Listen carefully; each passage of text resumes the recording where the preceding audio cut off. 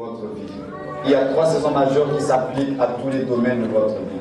Spirituel, ministériel, dans les affaires, tout ça, il y a 3 saisons majeures que Dieu va susciter dans votre vie. Ésaïe 55, le verset 8 à 11. Ésaïe 55, 8 à 11. Je vais lire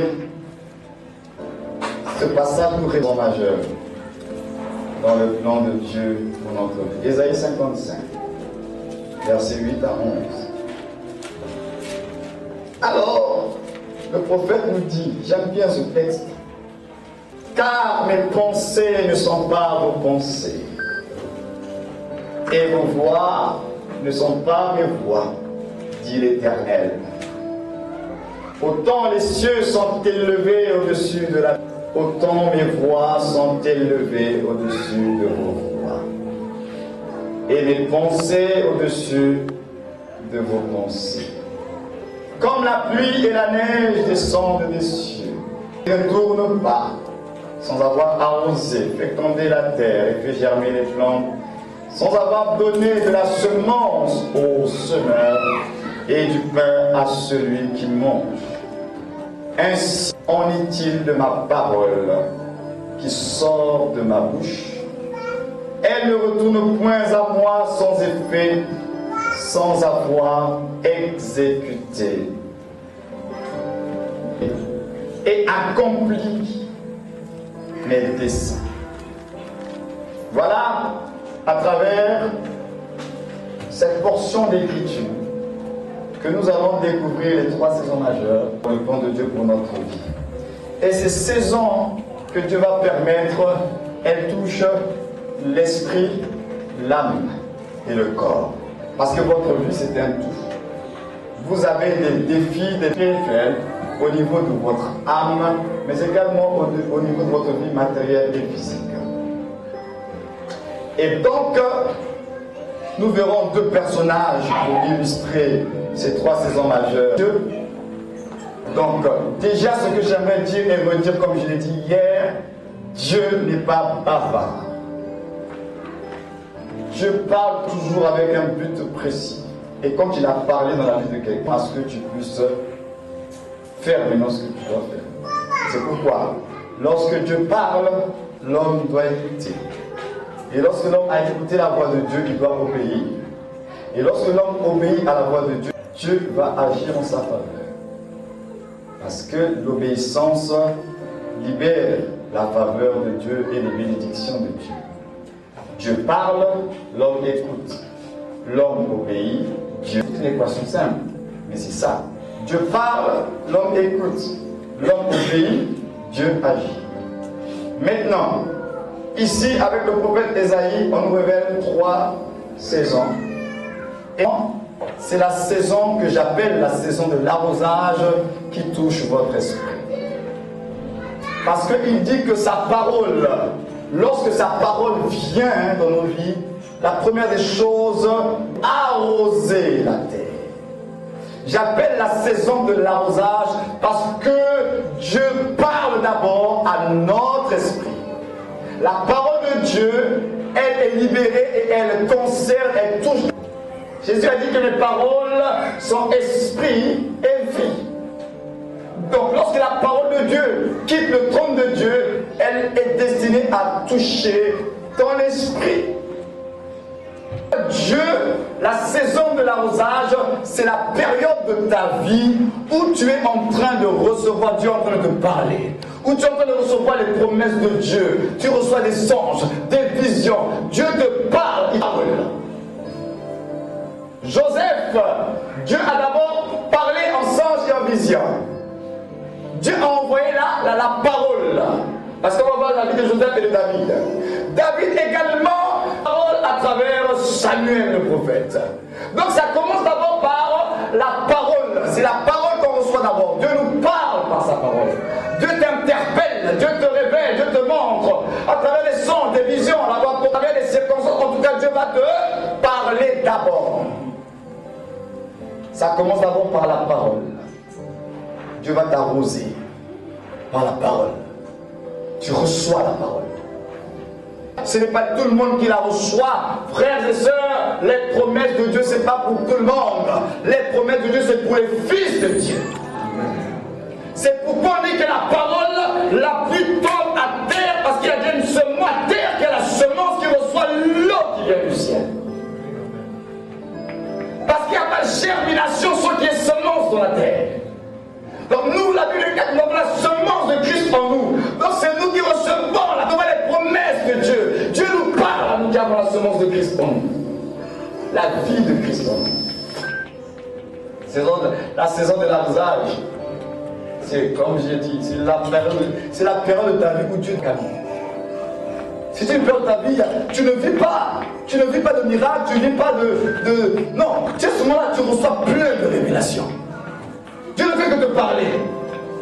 Mais la situation ne change pas. Mais Dieu, tu es toujours dans la situation, mais Dieu ne te parle. Il ne change pas la situation, il te parle d'abord.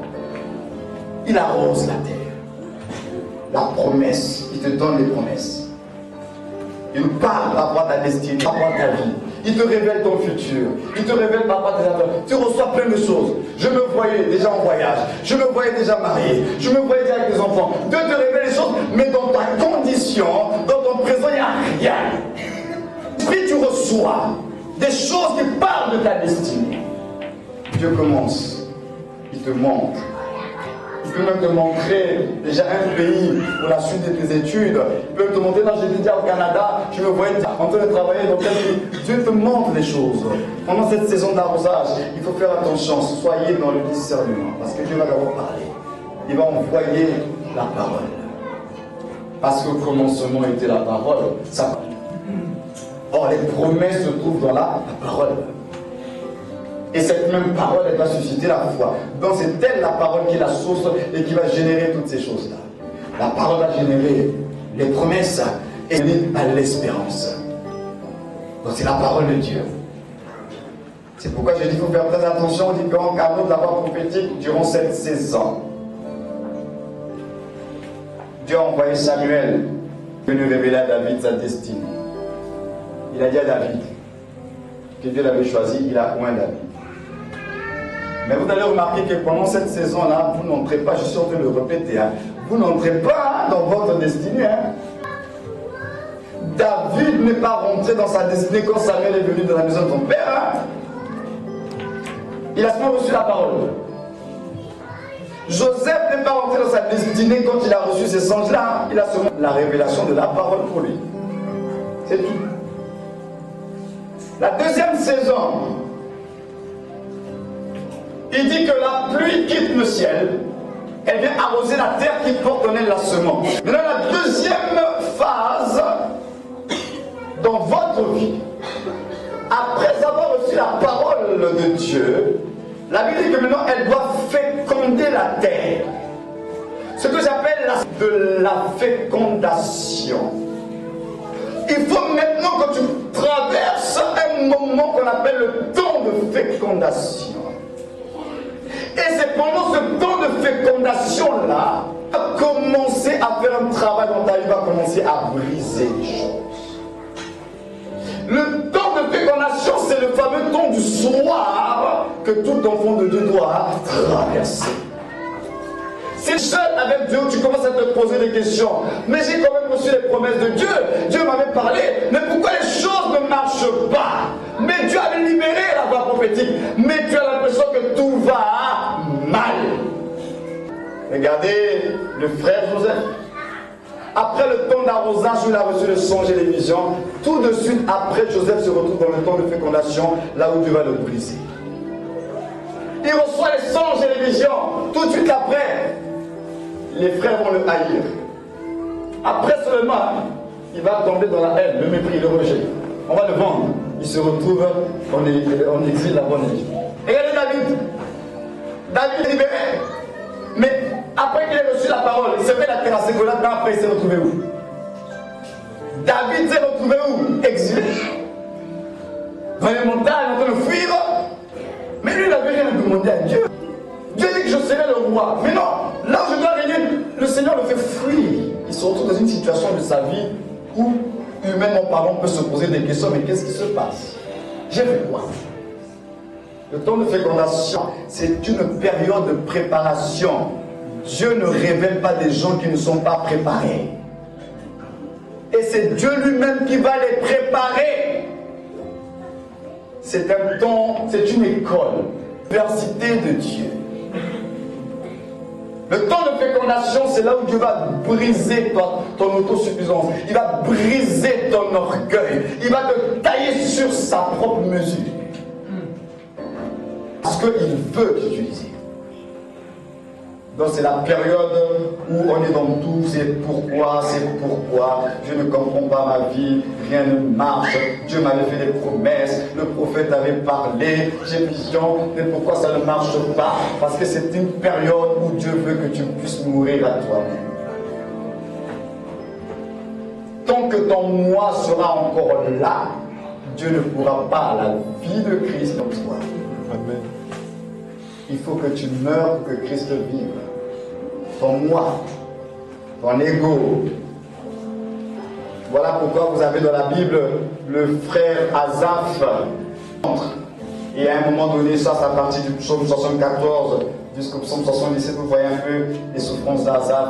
Et Asaph a traversé des moments difficiles. Il était un serviteur de Dieu, mais on savait qu'il ne comprenait pas. Il est rentré dans un temps du soir.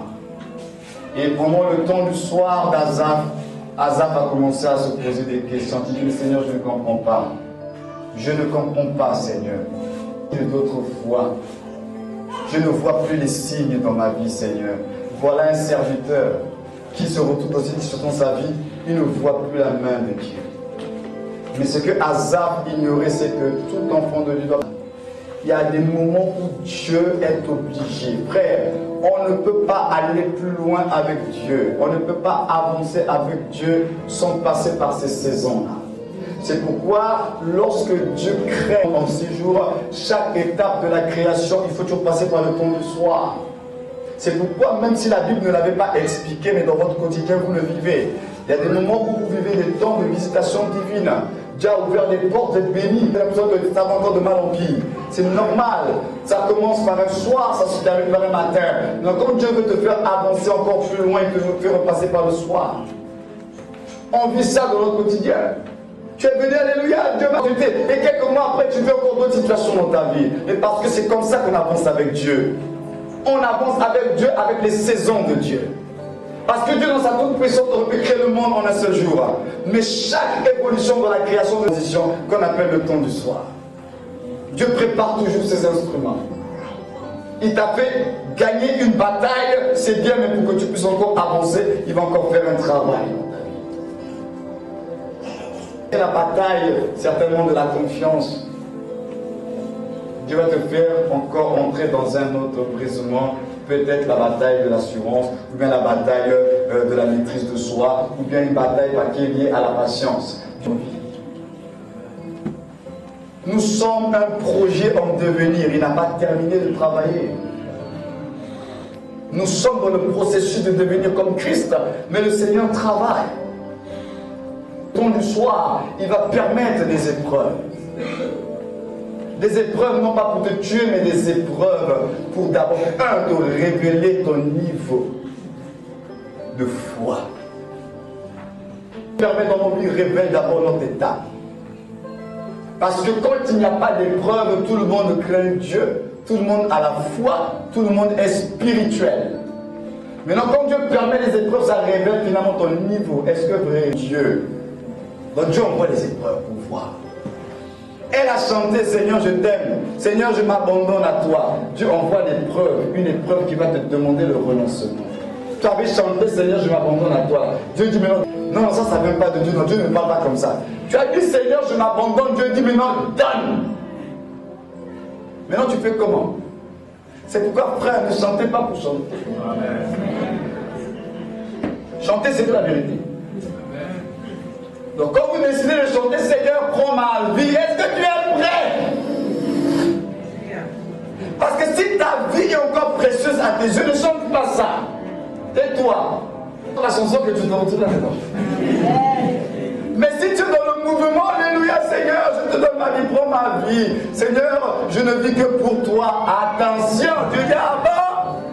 Il va dire, bon maintenant prouve-moi. Il envoie l'épreuve.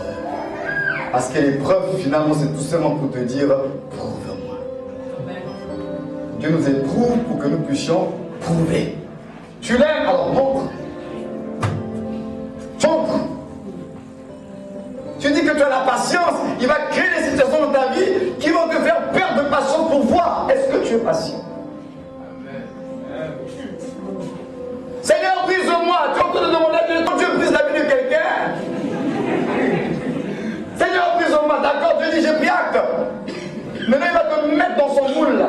Il va commencer à te tourner à droite et à gauche. Je ne comprends pas, Seigneur, qu'est-ce qui se passe dans ma vie? Je comprends que ma vie, Seigneur, sauve-moi. C'est bon, je suis en train de te briser. On est quelquefois des chrétiens, on est dans des excès de zèle. Au lieu de savoir reconnaître ses limites, mais Seigneur, là, j'arrive pas. Seigneur, pardonne-moi, aide-moi, soutiens-moi, là, je suis encore faible. Et Dieu ne veut pas des comédiens dans l'église. Ce n'est pas les scénarios, on ne vient pas ici pour faire des scénarios, on vient parler avec le cœur. Parce qu'on connaît nos limites, on connaît nos forces, nos faiblesses. On dit, Seigneur, là, tu m'aides. Un temps, Dieu va te briser. C'est la période, justement, que Dieu va te briser parce que la Bible dit quoi? Il faut que le grain de blé meure. Pour porter des fruits, là, il faut d'abord mourir. C'est comme ça que ça marche avec Dieu. Pour porter des fruits avec Dieu, il faut d'abord mourir à soi. Le qui tombe à terre la meurt et va porter beaucoup de fruits. Avec Dieu, vous voulez progresser.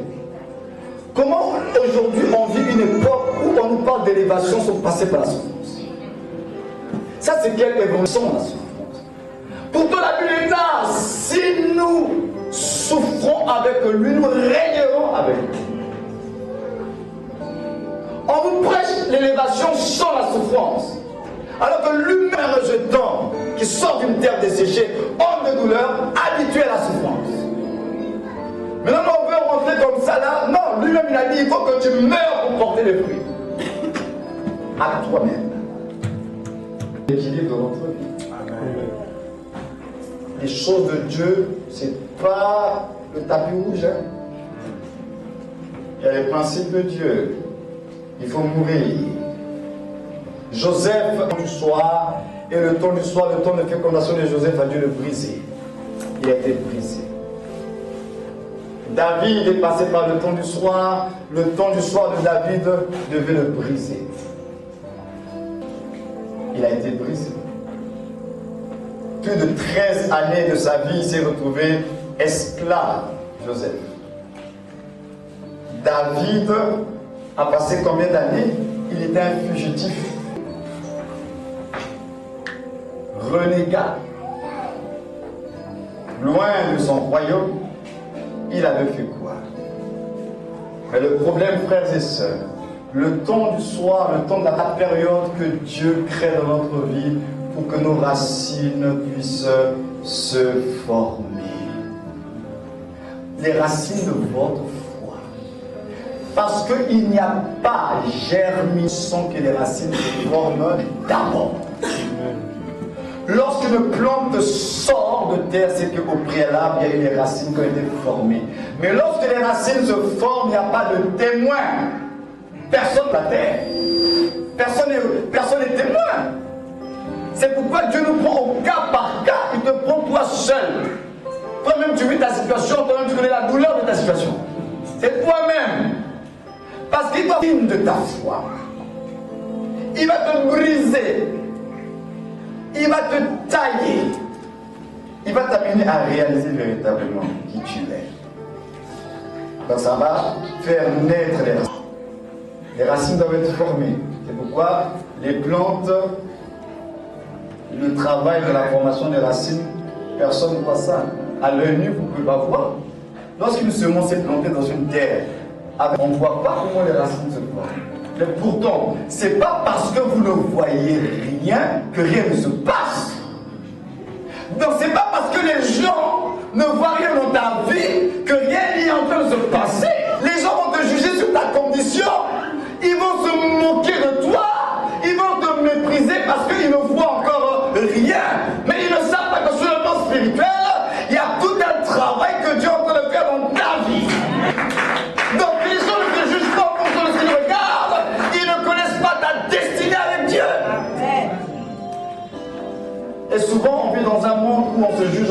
qu'on regarde.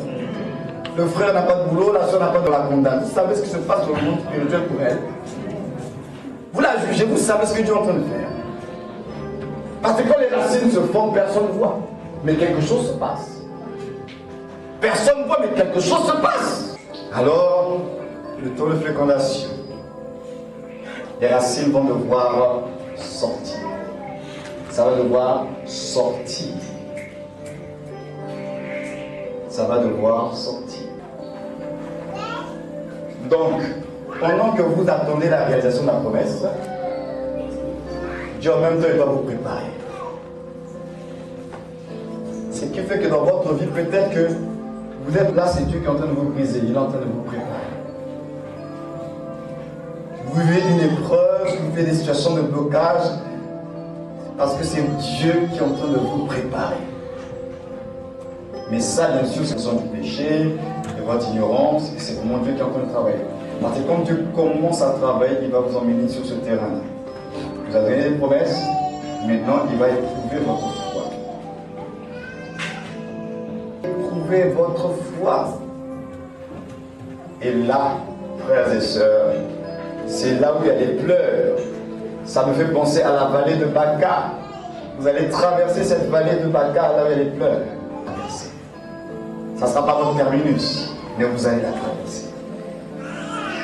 Quelquefois, ce n'est pas facile l'églissement de Dieu. Imaginez un peu David, imaginez un peu Joseph, humainement parlant. Ça fait mal. À travers les soirs de notre vie qui peut révéler le meilleur de vous. C'est pourquoi les gens comme ça. David aurait pu dire à Dieu, mais attends un peu, toi tu as envoyé Samuel. Samuel m'a dit que non, tout ce qui m'arrive là, qu'est-ce qui se passe? J'ai fait quoi? Tu as dit que Saül a été rejeté. C'est moi le futur roi. Mais pourquoi je ne règne pas encore? Parce que la vraie problématique, elle est là. Nous voulons régner, nous voulons gérer, nous voulons rentrer dans nos choses, notre destinée. Vous savez que David ne voulait pas rentrer dans sa destinée. Aujourd'hui, vous avez des personnes qui reçoivent des révélations par rapport à un ministère. Dieu a parlé et ils sont tout de suite. Vous savez que David n'avait pas cette tentation-là de dire, mais quand est-ce que je vais m'asseoir déjà sur le trône? Puisque j'ai été un roi. Mais celui qui a été choisi, mis à part, au lieu de se retrouver sur le trône, Dieu le met d'abord dans une parenthèse qu'on appelle le temps du soir. Mais comment? Je suis destiné à la royauté, Seigneur. Oui, mais tu es dans une parenthèse. Joseph, il avait fait quoi? Dieu dit que ses frères vont se prosterner devant lui. Mais lui, il avait rien demandé à Dieu. Maintenant, vous pensez que Joseph, humainement parlant, s'il c'était un frère de Joseph, vous pensez que Joseph allait encore croire à la promesse qu'il avait reçue? Quand il va voir qu'on l'a vendu, il devait une chose. Il se retrouve exilé. On l'accuse faussement. Il se retrouve dans la prison. Une personne normale, vous pensez qu'elle va dire, oh Dieu va faire, alléluia. Il va te dire, oh, mais est-ce que j'avais bien entendu? Parce que Seigneur, je ne comprends pas. Mais non, à quel moment ça va s'accomplir? Et souvent, nous nous posons ces questions. Parce que lorsque vous regardez les paramètres, il y a cette voix intérieure qui remonte. Mais comment la chose va se produire? Parce que quand je vois ma vie, je ne vois pas comment ça va se faire. Frère, Dieu n'est pas comme nous. Pour amener les choses à l'existence, conditions humaines. Sa parole est suffisante. Il crée l'existence du néant. Des ténèbres, il appelle la lumière. Donc par rapport à ta vie, ne te pose pas la question ça va se passer comment. Parce que là, tous les paramètres sont là, bloqués. Ils ont déjà dit non, ils ne peuvent plus recevoir les dossiers. Tu n'es pas monsieur tout le monde. Lorsque l'Éternel approuve les voies d'un homme, il dispose. Et quand il va de l'économie du pays où tu es, il ne va pas dépendre des lois du pays où tu es, il va dépendre de sa propre loi, de sa propre parole. Mais souvent on est là, on se dit, est-ce que c'est possible encore? Depuis qu'on m'avait donné la promesse là, ça fait des 10 ans. Est-ce que... Non, question. Il dit, si elle tarde, attends-la. Elle s'accomplira certainement. Il va accomplir sa parole. C'est pourquoi, pour le temps, la troisième saison, qui est le temps de la germination. La saison de germination, c'est-à-dire là où tu rentres dans ta destinée. là où tu rentres dans ton appel, là où Dieu te veut. C'est le temps, c'est la période de ta révélation. Dieu te révèle. Dieu te révèle. Dieu te révèle. Donc c'est la période de la révélation, de la manifestation de la promesse que tu avais reçue au temps de l'arrosage. Ce qui fait qu'il y a des personnes qui ont l'accomplissement des promesses qu'ils avaient reçues. Mais ces promesses, entre le moment où Dieu a libéré sa parole et l'accomplissement dans ta vie, il y a une parenthèse qu'on appelle le temps de fécondation. Donc maintenant, quand vous vivez ce temps de germination, parce qu'il dit quoi? La pluie, elle arrose la terre, elle féconde la terre, et ensuite on dit quoi? Et elle fait germer la plante. La troisième chose, c'est qu'il y a la germination. Ne peut pas se faire sans passer par le temps de fécondation. Le temps de fécondation ne peut pas se mettre en place si au préalable il n'y a pas eu arrosage de la terre. Donc tout est lié. Donc dans le temps de germination, c'est la période du biconation. C'est là où Dieu se révèle. C'est la période où la parole se fait chair dans ta vie. La parole esprit que tu as reçue dans le temps d'arrosage, elle va maintenant se faire chair et elle vient toucher au niveau de ton corps et au niveau de ta vie physique. Le temps d'arrosage, je disais, Dieu nous parle. Dieu parle à notre esprit, nous recevons les promesses de Dieu. Le temps de fécondation, c'est au niveau de l'âme. Parce que dans l'âme, c'est là où il y a l'affectif, il y a toutes nos pensées. Dieu va travailler au niveau de ton âme. Et après le temps de germination, c'est au niveau du corps, parce que tu vas vivre la réalité physique, matérielle de ce que tu as reçu sur le plan spirituel. C'est pourquoi je disais que ça touche les trois domaines de notre vie. L'âme et le corps. Parce que pendant le temps de fécondation, c'est ton âme qui est touchée. C'est là que tu te poses des questions. C'est là que tu dis, mais Seigneur, pourquoi? Tu ne comprends pas. Tu gémis. Tu vis des souffrances intérieures. C'est le temps de fécondation. Le travail au niveau de l'âme. Parce que notre âme doit être régénérée. C'est la période où il y a toutes ces questions. Et comme dans l'âme il y a des pensées, mais c'est pendant le temps de fécondation que tu es assailli par des pensées, arrive avec des pensées. Est-ce que réellement Dieu t'a appelé? Est-ce que Dieu va te bénir? Est-ce que c'est parce que tu as reçu? Donc tu es assailli par des pensées. Et ça se passe au niveau de l'âme. Le temps de tu vas vivre des frustrations intérieures. Or dans l'âme il y a l'affectif. Tout ce qui est sentiment, tout ce qui est émotion, c'est dans l'âme. Tu es touché dans tes émotions. Tu es frustré, tu es blessé, c'est dans l'âme. Et ça, c'est une fécondation. Parce que tu vis des situations, tu te poses des questions. Je ne comprends pas ma vie. Mais pourquoi une telle souffrance? Pourquoi ces blocages? Pourquoi es-tu touché dans ton âme? Mais Dieu doit travailler. Le temps fixé est arrivé, quand la saison fixée par Dieu est arrivée, la germination se met en place. La plante sort. Et quand la plante elle sort, les gens commencent à se poser des questions. Est-ce que c'est vraiment elle? Comment elle a fait? Comment il a fait? Et là, comme les gens ne sont pas spirituels, et comme ils ne connaissent pas le plan de Dieu par rapport à ta vie, ils vont commencer à spéculer. On dirait que elle a touché. Il est rentré dans cette affaire-là. Oui, c'est parce que c'est le mouvement actuel. On dirait que, frère, vous saviez la promesse que la personne avait reçue? Vous connaissez le temps de souffrance qu'elle a eu dans le temps de fécondation qu'elle a vécu.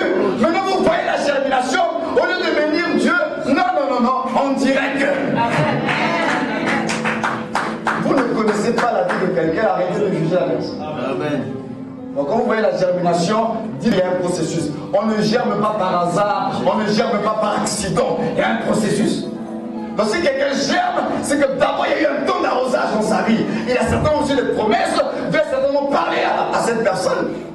Il a fixé le temps. Maintenant vous voyez la personne germer, vous ne connaissez pas son histoire, son parcours, sa relation avec Dieu. Et vous commencez à juger la personne. Attendez même de passer par là, vous allez voir. Vous allez être frustré. Les gens ne me comprennent pas. Frère, quand tu es dans le temps de germination, c'est Dieu qui est au contrôle. Dieu a commence à germer au Maroc ici. Mais quand j'ai commencé à germer au Maroc ici, qu'est-ce qu'on n'a pas dit? On dirait que le passe-là, on dirait que le passe-là est devenu FM. Parce que dans ces milieux-là,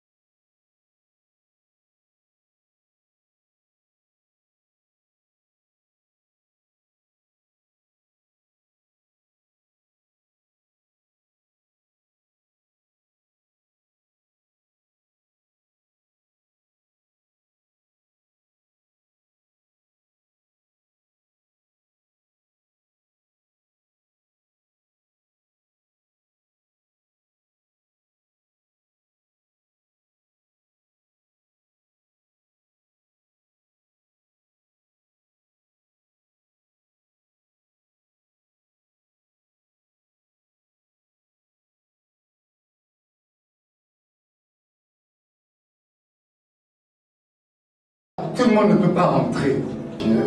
Vous connaissez les renoncements que j'ai fait pour le Seigneur, toutes les morts que j'ai subies à cause de la cause de Jésus-Christ. Je rentre en montant le germinateur, le pasteur, on dirait qu'il a touché. Polémique sur polémique. Parce que vous ne connaissez pas la vie de cette personne. Maintenant, comme c'est la bénédiction de l'Éternel qui enrichit, qui ne se peut sur le cas chacun, est-ce que ça m'a éloigné de Dieu? Parce qu'on reconnaît là par son fruit. Si j'étais rentré dans le réseau, je ne prêcherais plus l'évangile comme je continue à le prêcher aujourd'hui. J'étais dans une saison de ma vie qui était le résultat d'un ton d'arrosage que j'avais reçu du Seigneur. Ceux qui sont proches de moi, ils connaissent ma vie et mes renoncements, mes souffrances dans le ministère. Mais on ne peut pas tout vous dire. J'ai renoncé beaucoup de choses pour Dieu, même dans ce pays. J'ai vécu par la foi dans ce pays, vous savez comment je vivais. Dieu devait me récompenser, me consoler également. Maintenant, quand je rentre dans ma germination, le pasteur, maison du salut, on dirait que il faut faire attention. C'est parce que vous ne comprenez pas le plan de Dieu et comment Dieu fonctionne. Parce que quand ça sera votre tour, ça va se passer comment? Mais une chose est certaine, vous allez germer. Si Dieu a parlé, cette parole que vous avez reçue là, elle s'accomplira. Elle s'accomplira. Et quand la parole va s'accomplir, frères et sœurs, elle ne va pas attendre les données géographiques, économiques de là où vous êtes. Non. Si Dieu a destiné que tu gères dans ce pays-là, même si les portes sont fermées pour les étrangers, Dieu va ouvrir pour toi. Amen. C'est là que vous comprenez que ce n'est pas un pays qui vous bénit, c'est Dieu qui vous bénit là où vous êtes. Ce n'est pas l'Égypte qui a béni Joseph, c'est Joseph qui a béni l'Égypte. Ne cherchez pas le secours auprès des pays, c'est Dieu qui bénit. C'est la promesse que vous avez sur votre vie qui va faire toute la différence. C'est les mêmes pays. Les gens veulent aller dans les pays pour être bénis. C'est ce que Dieu a déposé sur ta vie. C'est ce que Dieu a dit sur ta vie qui va te distinguer. Ce n'est pas un pays. Quand vous comprenez cela, vous apprenez à marcher par l'esprit. Vous apprenez à marcher par l'esprit. Donc pour cette deuxième partie, puisqu'on va terminer tout à l'heure, on va prendre 30 minutes de de pause et de méditation avec les chants certainement. Et on va terminer parce que je disais que je termine le séminaire aujourd'hui parce que demain j'ai eu à cœur par l'Esprit du Seigneur de prier. Quand c'est un culte de prière, on va prier, je prie. Mais là, c'est d'abord important de le comprendre. La parole est d'esprit et elle vient parler à votre esprit. Mais sachez que chaque fois que vous recevez une promesse de Dieu, préparez-vous à rentrer dans l'école de Dieu. La promesse est tout simplement là pour te rassurer. La promesse t'est donnée juste pour créer en toi l'espérance. C'est cette espérance qui te permettra de marcher dans le temps de fécondation. Dieu est trop responsable pour nous livrer comme ça. Il sait très bien que pendant le temps de fécondation, tu as besoin d'appui. Et les appuis que tu auras besoin pendant ce temps-là, c'est la promesse que tu as reçue. Et c'est cette promesse-là qui va te donner l'espérance de continuer à aller jusqu'au bout parce que Dieu a parlé déjà. Donc pendant le temps de fécondation, tu n'es pas là comme un aventurier. Tu as en ta possession déjà les promesses de Dieu. Et avec ces promesses-là, tu dois marcher avec. Et donc pendant le temps de fécondation, il faut marcher avec la parole que tu as reçue pendant le temps de l'arrosage. Elle te sera salutaire. Quand le diable viendra dans ce temps de fécondation pour te dire non, ce n'était pas Dieu qui avait parlé, tu dis arrière de moi Satan. L'Éternel a dit et il le fera. C'est parce que tu as saisi la parole et tu marches avec cette parole. Mais si tu n'as pas reçu la promesse de Dieu, tu n'as pas reçu la parole, Satan va venir, il va te balayer, il va te détruire, semer le doute, et puis ça sera terminé. C'est pourquoi il faut être sûr que la parole que tu as reçue venait vraiment de Dieu. Ne vous engagez pas dans des sacrifices et des renoncements si vous n'êtes pas sûr que cela vient de Dieu. Amen. Vous allez souffrir pour rien et Dieu ne sera pas responsable. Quand vous recevez des paroles, soyez sûr que ça vient de Dieu. Parce qu'avec Dieu, ce n'est pas de la folie. Tu vas aller faire des sacrifices, c'est même pas Dieu qui t'a envoyé parce que tu veux faire comme le pasteur Gaël. Toi, tu vas mourir. Parce que toi, c'est pas moi. On n'est pas pour copier les autres. Vous êtes différents les uns les autres. Ta destinée, ce n'est pas la destinée de ta voisine. Ton heure, ce n'est pas son heure. Le plan de Dieu pour ta vie, ce n'est pas le plan de Dieu pour sa vie. Dieu nous traite au cas par cas. Donc au lieu de commencer à dire, ah mais pourquoi un tel, il avait fait 40 jours de jeûne.